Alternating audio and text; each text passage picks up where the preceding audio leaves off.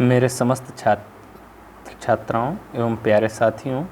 आप सभी को प्यार भरा नमस्कार। मैं रवि अग्रहरी आशा करता हूँ कि आप सभी इस कोरोना महामारी के संकट के दौर में सकुशल होंगे तथा साथ ही लॉकडाउन के नियमों का पालन करते हुए अपना और अपने परिवार की सुरक्षा का ध्यान रख रहे होंगे। वास्तव में यह महामारी भारत ही नहीं अपितु संपूर्ण विश्व के लिए एक विकट समस्या के रूप में उभर कर के सामने आई है, लेकिन अवश्य ही यह कहीं न कहीं हमारी मानवीय भूल और या फिर कहें कि प्रकृति का एक दंड स्वरूप, जो हमें कहना नहीं चाहिए, दंड स्वरूप एक प्रकोप है जो किसी न किसी प्रकार से हम सबको प्रभावित किए हुए। तो इस दौर में छात्र छात्राओं एवं प्रतियोगी परीक्षा की तैयारी कर रहे हमारे प्रिय साथियों के लिए अत्यंत ही विकट समस्या है कि किस तरीके से अपने स्वाध्याय को या अपनी तैयारी को निरंतर जारी रखा जा सके। चूँकि समस्त कोचिंग संस्थान या फिर जहाँ लाइब्रेरी, जो भी ऐसे स्थल थे जहाँ पर हम बैठ कर के अपनी शिक्षा दीक्षा कंटिन्यू रखते थे, वो सब बंद हो चुके हैं और हमारे मन में इस महामारी को लेकर के कहीं ना कहीं एक भय भी बना हुआ है, कुछ सच्चाइयाँ भी है और कुछ भ्रांतियों के कारण भी ऐसा है। किंतु इस महामारी के दौर में ऐसा तो है नहीं कि यह समय फिर से अगर महामारी में बीत रहा है 2 महीने 3 महीने, भगवान करे अतिशीघ्र ही सही हो जाए, ये सारी समस्याएं हम कोरोना से जीत जाएं, हमारे जीवन शैली फिर से उसी लाइन पर आ जाए जिस पर हम पहले अग्रसर थे। किंतु अगर यह लॉकडाउन और भी आगे तक बढ़ता है तो ऐसा नहीं हमें सोचना चाहिए कि इस लॉकडाउन के बाद ही हम कुछ करेंगे या हम अपनी ज़िंदगी जीना तो रोक नहीं सकते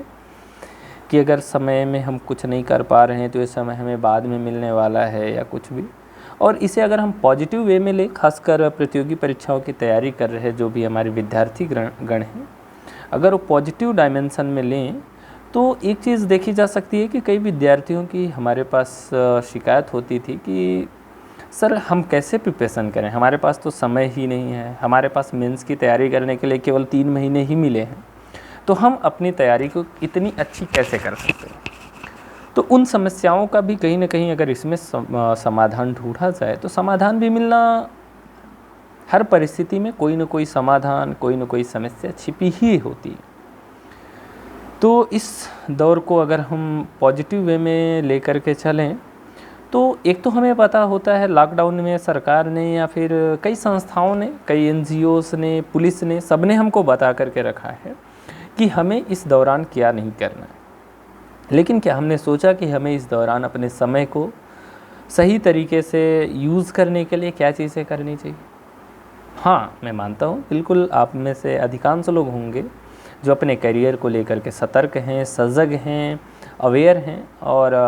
अपनी पूरी प्लानिंग के साथ में प्रिपरेशन भी कर रहे होंगे। लेकिन कुछ लोगों के साथ अगर समस्या है तो हमें ये चीज़ सबसे पहले ध्यान में रखनी चाहिए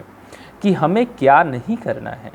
इससे ज़्यादा अगर हम ये सोच सकें कि हमें अपने आप को व्यस्त रखने के लिए कौन से सकारात्मक कदम उठाने हैं तो ये हमारे लिए ज़्यादा सकारात्मक होगा और ज़्यादा आसान होगा हमारी ज़िंदगी को आगे ले जाने के लिए। क्योंकि भगवान करे शीघ्र ही अगर लॉकडाउन खुल जाता है तो एग्ज़ाम्स का दौर आ जाएगा, फिर उस दौरान आपको तैयारी करने के लिए ज़्यादा समय नहीं हो पाएगा। ज़्यादा समय न मिल पाने के कारण आपकी तैयारी आधी अधूरी रह जाएगी और कभी बार होता है कि हम थोड़ी सी तैयारी में कमी के चलते 1 नंबर, 2 नंबर, 4 नंबर से बाहर हो जाते हैं और हमें हमेशा के लिए जब तक हम सेलेक्ट नहीं हो जाते तब तक हमें खटकता रहता है। तो इन्हीं चीज़ों पर चर्चा करने के लिए मैं आज आप लोगों के समक्ष उपस्थित हुआ हूँ। तो आज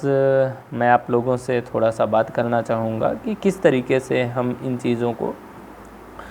सकारात्मक तरीके से, या इस समय को जिस समय में हम सभी यानी आप और हम घरों में बंद हैं, तो इस समय का कैसे सदुपयोग किया जाए घरों में रहते हुए। इसी चीज़ को लेकर के मैं अपने छात्र छात्राओं एवं अपने साथियों हेतु YouTube के माध्यम से कुछ पर्टिकुलर सब्जेक्ट, उस पर वीडियो बनाने के लिए आप लोगों के समक्ष उपस्थित हुआ हूँ और उस पर वीडियो बना करके मैं आप लोगों से मुखातिब होना चाहता हूँ कि किस तरीके से हमको तैयारी करना चाहिए या किस तरीके से हमको लेकर के जाना है। तो इन चीज़ों में मैं जिन चीज़ों पे आपसे डिस्कस करने वाला हूँ वो 3 चीज़ें मेरे पास में हैं, जिन चीज़ों के लिए मैं अभी वीडियो सीरीज़ लेकर के आ रहा हूँ और आगे अगर संभावनाएं बनती हैं तो और जिन सब्जेक्ट्स के या जिन टॉपिक्स के वीडियो आने होंगे उन चीज़ों पर भी आपसे चर्चा कर ली जाएगी। तो इन जो 3 सब्जेक्ट हैं अभी जिन पर हमको डिस्कस करना है, जिन पर हमको चर्चा करनी है, वो हैं, सबसे पहला है इतिहास, दूसरा राज्य व्यवस्था और तीसरा करंट अफेयर से रिलेटेड MCQ और मेंस के हिसाब से कौन से चीज़ें इंपॉर्टेंट हो सकती हैं, उससे रिलेटेड कौन से फैक्ट इंपॉर्टेंट हो सकते हैं, उन पर मैं चर्चा करूँगा, क्योंकि ये बहुत ही इंपॉर्टेंट रोल प्ले करते हैं किसी भी एग्ज़ाम के लिए, चाहे वो हम वनडे एग्ज़ाम से ले लें और चाहे MPPSC के एग्ज़ाम से ले लें। इन सभी एग्ज़ाम्स के लिए बहुत ज़्यादा इंपॉर्टेंट होते हैं। जैसे अगर हिस्ट्री की बात की जाए, हिस्ट्री अगर केवल हम MPPSC की बात करें, क्योंकि मैक्सिमम बच्चे हमारे MP रीजन में MPPSC की प्रिपरेशन कर रहे होते हैं, तो MP की बात की जाए तो प्रीलिम्स से यहाँ से 10 से 12 क्वेश्चन और इसके साथ ही मेंस में पूरा 150 नंबर का इसका सिलेबस होता है, जो बहुत ही हमारे सिलेक्शन में मेजर रोल प्ले करता है। तो इन चीज़ों पर चर्चा करते हैं और इन चीज़ों का एक हमने शेड्यूल बनाया हुआ है, पूरा प्रॉपर फॉर्मेट बनाया हुआ है, जो मैं आप लोगों को दिखाना चाहूँगा और जिस पर मैं आपसे चर्चा करना चाहूँगा।